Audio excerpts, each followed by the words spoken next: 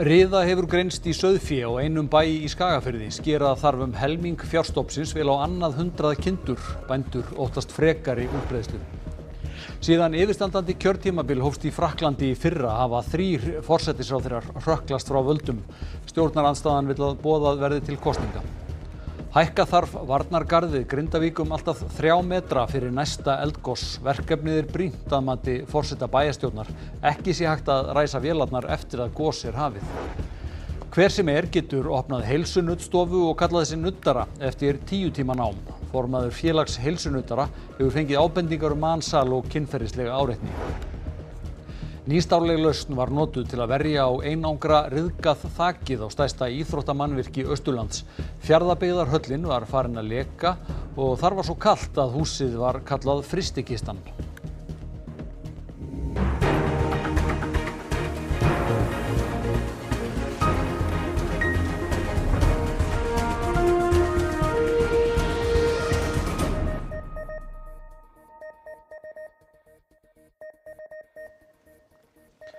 Gott kvöld. Riða hefur greinst í sauðfé á bænum Kirkjuhóli í Skagafirði. Grunur riðuveiki vaknaði í síðustu viku hjá bændum vegna einkenna í 3 vetra á og var strax leitað til Matvælastofnunar. Kindin var aflífuð, bannað var að flytja fé af bænum og sýni voru send til Reykjavíkur. Skera þarf hluta fjárstofnsins á bænum en þar voru margar kindur með verndandi eða mögulega verndandi arfgerð gegn riðu. Selma Margrét Sverrisdóttir, fréttamaður, í Skagafirði. Hvernig hljóðið í bændum eftir þessi tíðindi? Mér skilst að það sé ekki gott, sem svo sem kannski nokkuð eðlilegt þegar aðstæður eru svona. Hérna hjá mér Eyþór Einarsson, ráðunautur hjá Ráðgjafarmiðstöð landbúnaðarins. Einar, hvernig koma þessar fréttir við ykkur? Þetta náttúrulega kjafsögn sem kemur alltaf illa við okkur þegar við fréttum að slíku. Þessi sjúkdómur hefur ítrekað greinst á þessum slóðum. Óttast bændur frekari útbreiðslu? Já, ég held að bændur gerir sér nú kannski grein fyrir því að við erum ekkert komin fyrir vind varðandi það að verja okkur gegn riðunni, þó að við séum farin að beita núna nýjum meðölum sem er ræktun gegn riðu. En við erum bara því miður þar skammt á veg komin ennþá. Það tekur nokkur ár en þá náttúrulega smit í gangi víða í landinu, þannig að það svo sem viðbúið að eitthvað slíkt gerist. En þetta samt alltaf önnur staða heldur en var fyrir nokkrum árum. Og þetta ekki alltaf ákveðið sjokk fyrir alla bændur í grenndinni þegar svona Jú, þetta alltaf, held ég með að segja, áfall fyrir sveitina alla þegar slíkt kemur upp. Og náttúrulega sérstaklega fyrir þá fjölskyldur sem lendir í þessu. Þó að þetta sé orðið aðeins betri staða heldur en var, af því að menn eru aðeins konur á stað í að rækta gegn riðu og það búið að breyta reglum. En engar síður náttúrulega mikið inngrip og áfall að lenda í þessu. Takk fyrir þetta, Einar. Eyþórs, afsakið. Við segjum þetta gott úr Skagafirðinum. Já, takk fyrir þetta, Selma. Og hingað komin Hrönn Ólína Jörundsdóttir, forstjóri MAST. Hvaða ferli fer í gang hjá stofnuninni þegar að riða kemur upp? Það sem fer í gang, en þegar við fáum tilkynningu mögulega veika kind, þá förum við á staðinn, fer sérfræðingur frá okkur og skoða kindina. Þá hún aflífuð þar sem hún sýnir náttúrulega mjög greinilega einkenni riðu og sýni eru send til Keldna sem að greina þá og staðfesta að það sé til staðar hefðbundin riða. Það sem fyrir gang þá hjá okkur að við hefjum samtal við bóndan eða við ábúendunar til þess að reyna átt okkur á bæði fjölda þá bústofnsins sem ber þá mögulega verndandi arfgerð eða verndandi arfgerð og vinnu þá áætlanir í samstarfi við ábúendur. Það þarf að skoða hvernig hefur verið með fjárflutninga frá bænum og til bæjarins til að framkvæma svona faraldsfræðilega rannsókn til að athuga hvort að það sé þá möguleiki á fleiri riðutilfellum. En svo sömuleiðis að meta hversu mikið þarf að sótthreinsa og hreinsa, fara í jarðvegsskipti og svo náttúrulega sjálfsögðu hversu mikið af bústofnum þarf þá að skera niður. Sko, þið rannsakið reynið að finna út úr því hvaðan þetta kemur og hvernig þetta hefur breiðist út. Er komin einhver mynd á það? Nei, sú rannsókn bara hefjast og mun taka einhver tíma en vonandi bara áður en langt líður þá að koma með einhverja betri og heildstæðari mynd á þetta. Er eitthvað sem þið viljið koma á framfæri við bændur á þessu svæði? Það er bara mikilvægt að vera vakandi gagnvart einkennum og vera þá í samskipti við Matvælastofnun ef að það leikur grunur á að það sé riða eða fémiriðu. Þegar það er mjög mikilvægt að bregðast mjög hratt við og stíga inn í málið, þá getum við mögulega lágmarkað skaðann. Einmitt. Takk fyrir þetta. Takk. Þá förum við yfir í önnur mál. Formlegar viðræður ísraelskra stjórnvalda og Hamas vopnahlé á Gaza hófust í dag í borginni Sharm el-Sheikh í Egyptalandi.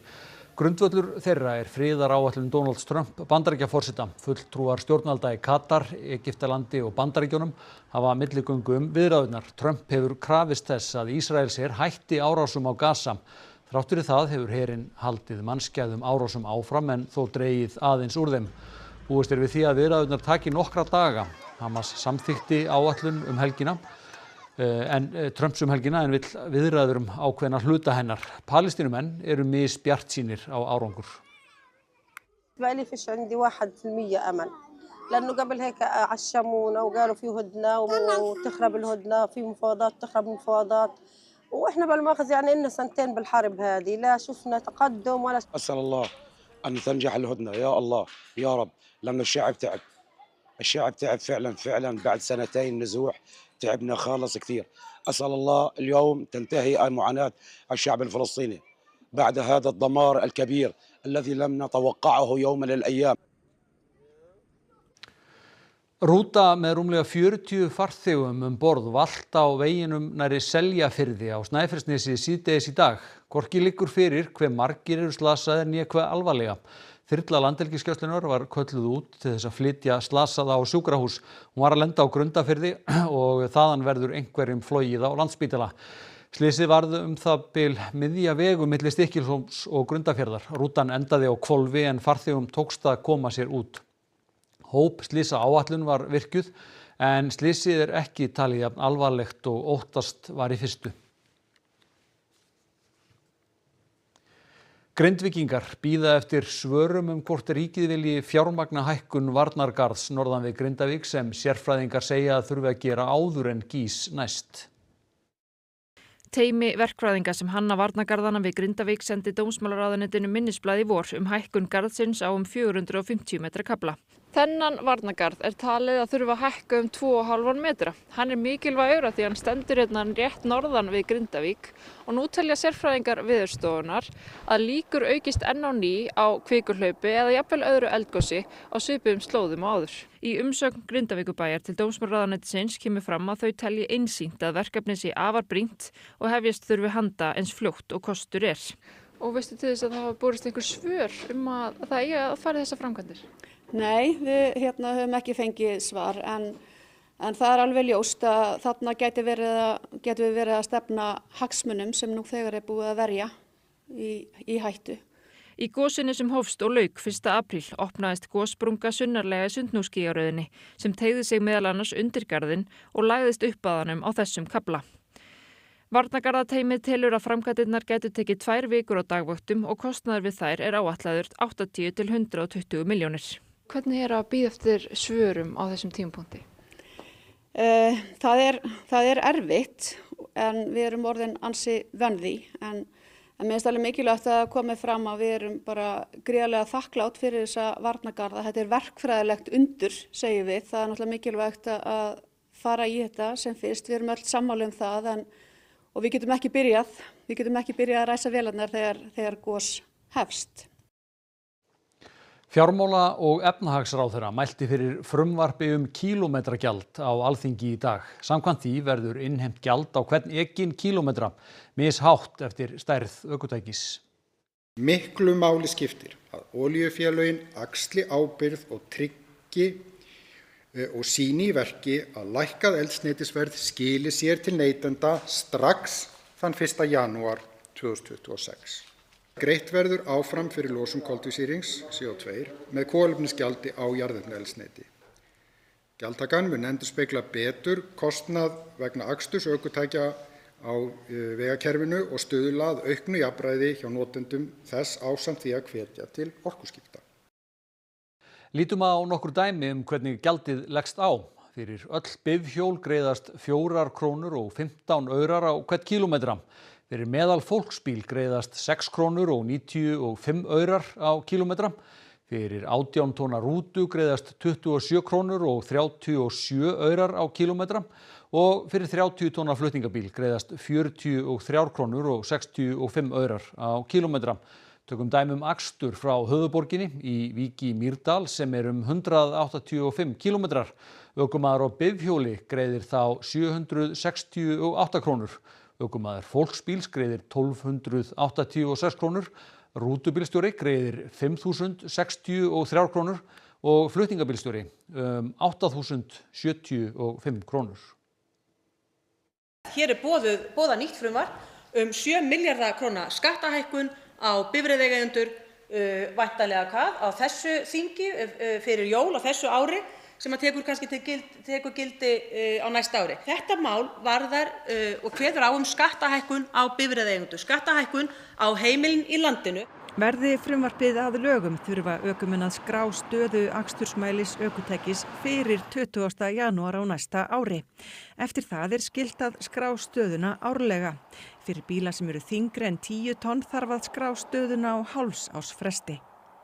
Fjölmargar umsagnir hafa borist frumvarpið í samráðsgátt stjórnvalda. Meðal þeirra sem lýsa áhyggjum af áhrifum þess eru Bandalag íslenskra leigubifreiðastjóra, Samtök fyrirtækja í sjávarútvegi, Eimskipafélag Íslands sem óttast áhrif þess á verðlag á landsbyggðinni og Bændasamtök Íslands sem óttast neikvæð áhrif á samkeppnishæfni innlendra landbúnaðarafurða.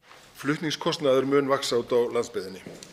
Og þessi mótvægisaðgerð að fresta því í 2 ár, að það verði 100%, það of veikt. Strax á öðru ári mun flutningskostnaður út á land hækka.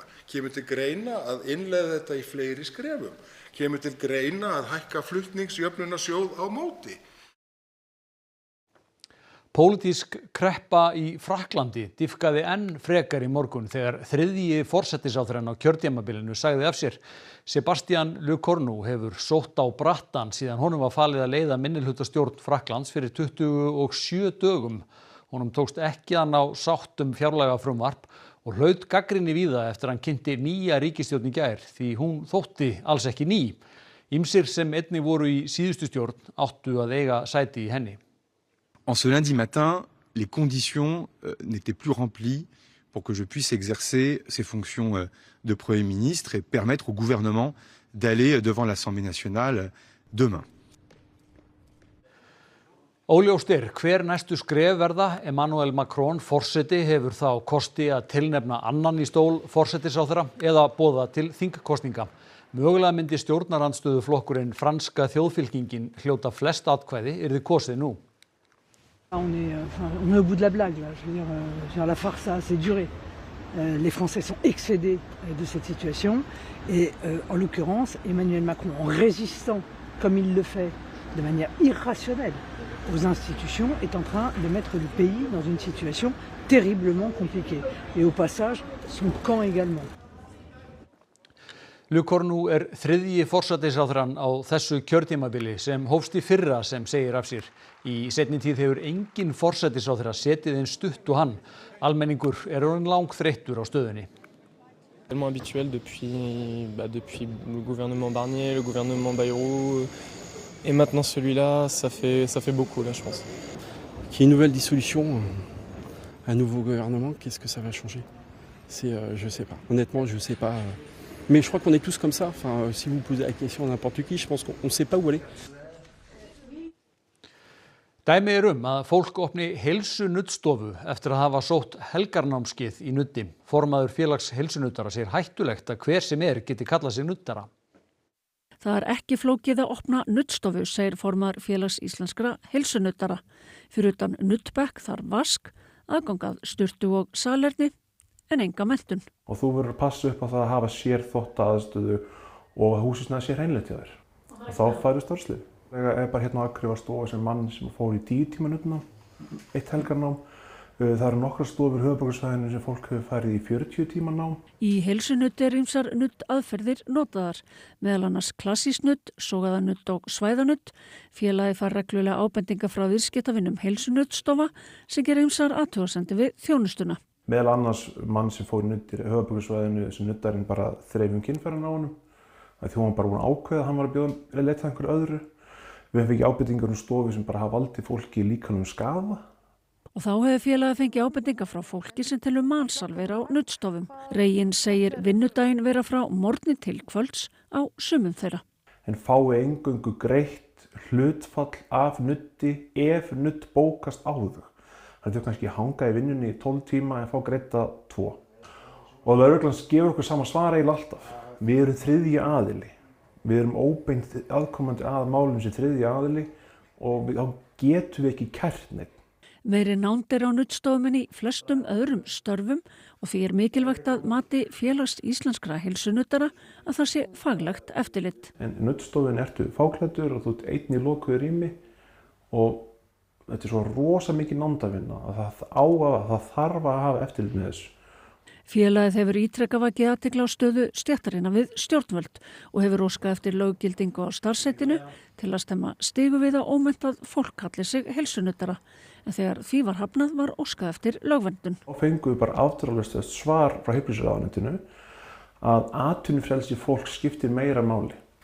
Að ef við ætlum að lögvernda nudd að þá sé vera að skerða atvinnufrelsi fólk sem sé var í stjórnarskránni. Samkvæmt nýrri könnun hafa 13% framhaldsskólanema orðið fyrir alvarlegu kynferðisofbeldi eins og nauðgun. Sviðsstjóri hjá landlækni segir mikilvægt að bregðast við. Við þurfum bara að eiga miklu meira og betra samtal þetta og auka virðingu og samkennd og í samfélaginu þannig að við fækkum þessum ofbeldisverkum og fækkum þolendum ofbeldis og gerendum ofbeldis. Samkvæmt nýútgefnum lýðheilsuvísum hafa 13% framhaldsskólanema á landinu orðið fyrir alvarlegu kynferðisofbeldi. Fólk sem verður fyrir slíku ofbeldi getur glímt við andlegar og líkamlegar afleiðingar lengi á eftir. Þetta bara risastórt lýðheilsumál. Það kemur á óvart hversu mikið margir hafa lent í þessu. 13 okkur 100, það er alveg frekar há tala. Það er krísi. Sko í rauninni finnst mér að ekkert koma þannig séð á óvart. Svona ef ég hugsa hvernig samfélagið er í dag. Maður einhvern veginn hafði vonast til að tala væði læriríkt, sko. Þetta er náttúrulega hræðilegt en ég bjóst alveg við þessu, sko. Já, ég meina það kemur mér ekki óvart, sko. Ég myndi kannski frekar halda að væri fleiri. Já, ég líka að því að það er svo mikið skömm í kringum þetta að það þori ekki allir að koma fram og segja. Þetta kemur mér ekki á óvart, ég myndi halda að væri meiri prósenta út af því að það sem fer í tölfræðina er það sem er til dæmis búið að kæra eða segja frá. Það er bara margir sem þori ekki að tala það út af því þau hrædd að fólk mun ekki trúa þeim og þannig að þetta er mjög mikið skömm í þessu. Þannig að ég held að það geti mögulega verið meira heldur en 13%. Já, ég held það. Ég held að það er miklu meira heldur en þessi 13%. Umfangsmikið björgunarstarf hefur staðið yfir á Everest fjalli Kínamegin síðan í gær.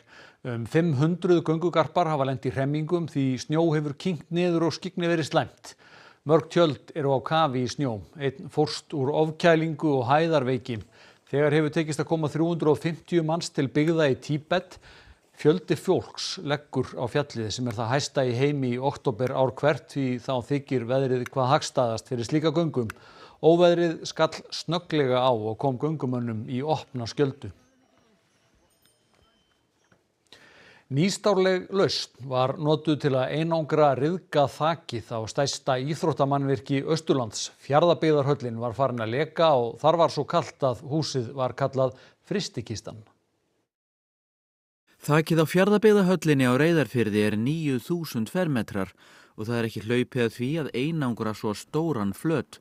Þakið ber takmarkaðan þunga og það hefði kostað mikið og jafnvel kallað á styrkingar hefði önnur leið verið valin. Þetta hefur lengi staðið til en kostnaður við hefðbundnar leiðir stóð í mönnum. Einn daginn bankaði á dyrnar fyrirtækið ProSeal með nýstárlega lausn. Bauð sérblandað einangrunarfrauð á þakið af sömu tegund og notaðir í flugvélar og ískápa og er lauflétt. Já, það eru 50 til 70 tonn sem aukast á heildartækið.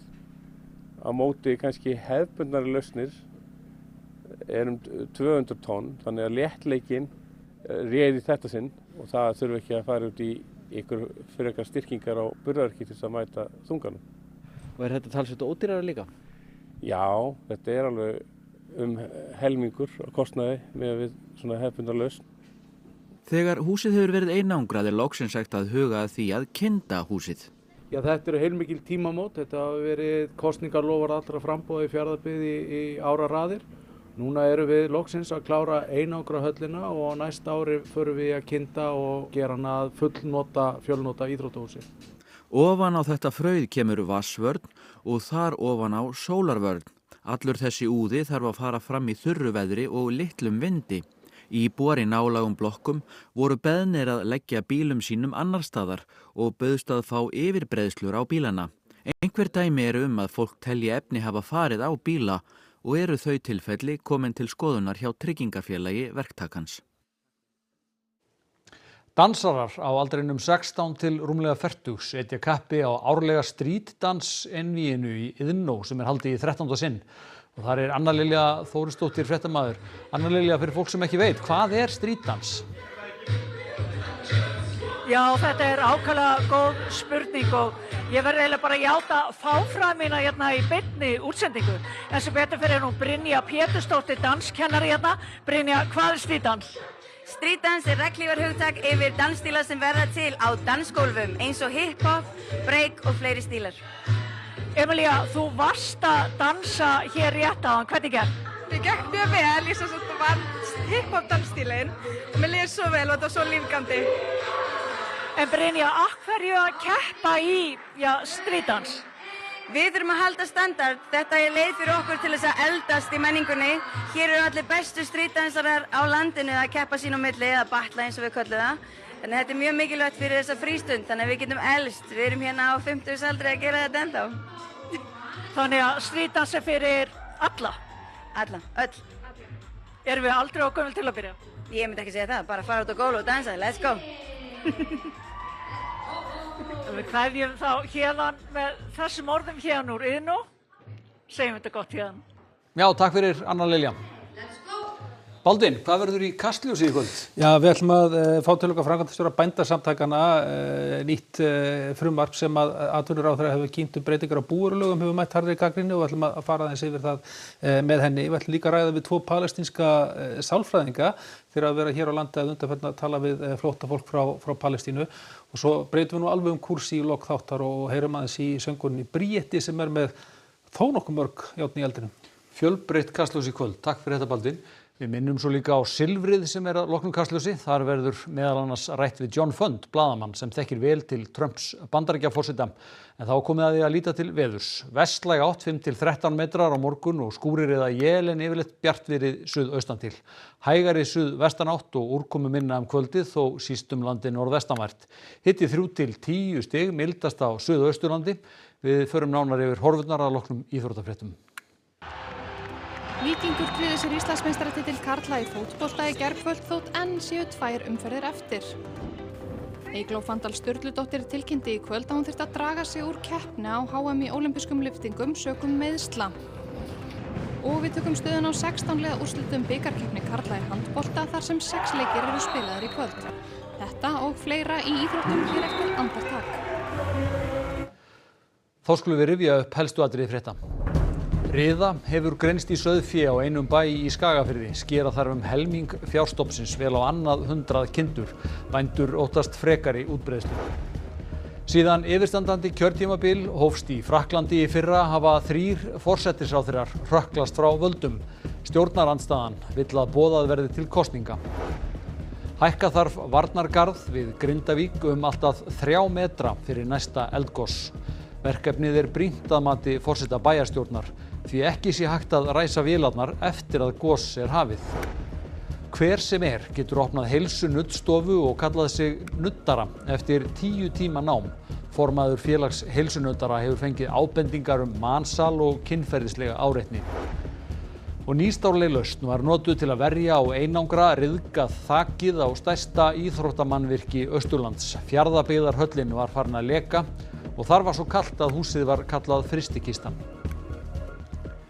Þá þetta upptalið hjá okkur í kvöld. Ef þið viljið senda okkur ábendingar fréttir þá netfangið fréttir@ruv.is. Ríkisútvarpið með fréttavakt allan sólarhringinn. Takk fyrir samfylgdina í dag. Verið þið sæl.